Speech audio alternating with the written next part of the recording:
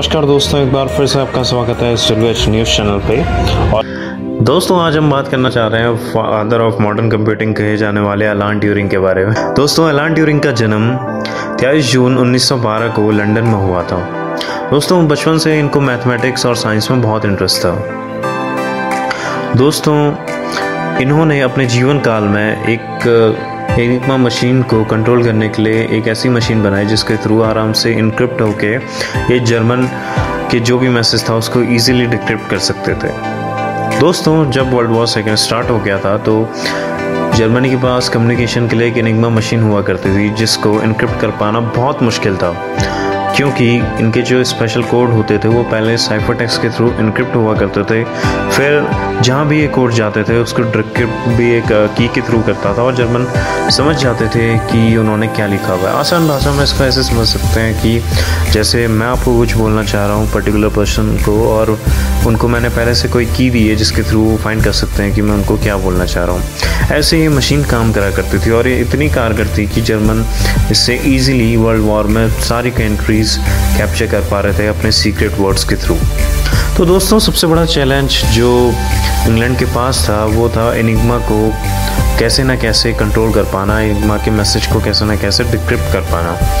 और ये बताया जाता है कि अगर कोई पर्टिकुलर पर्सन एक एनिग्मा को डिक्रिप्ट करने में लगे रहे तो उसको मिलियंस ऑफ ईयर्स लग जाएंगे, क्योंकि इतना कुछ उसके अंदर हुआ करता था।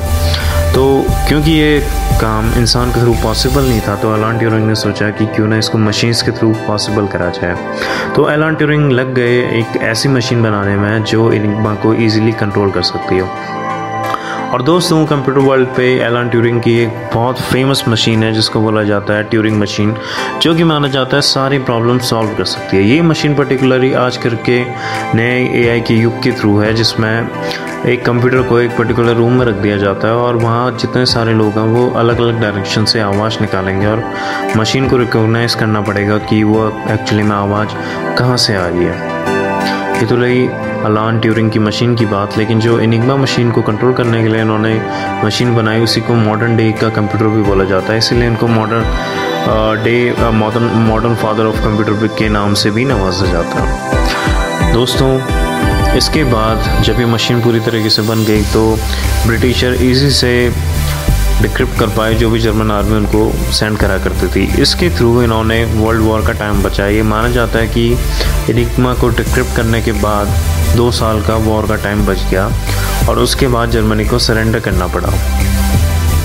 तो दोस्तों ये दिखाता है कि अगर आप चाहें तो कुछ भी कर सकते हैं। जो कि इम्पॉसिबल सोचा था एनिग्मा को कंट्रोल कर पाना, वो एलान ट्यूरिंग ने अपने मशीन के थ्रू पॉसिबल कर पाया और यहीं से मॉडर्न कंप्यूटेशन की शुरुआत भी हुई।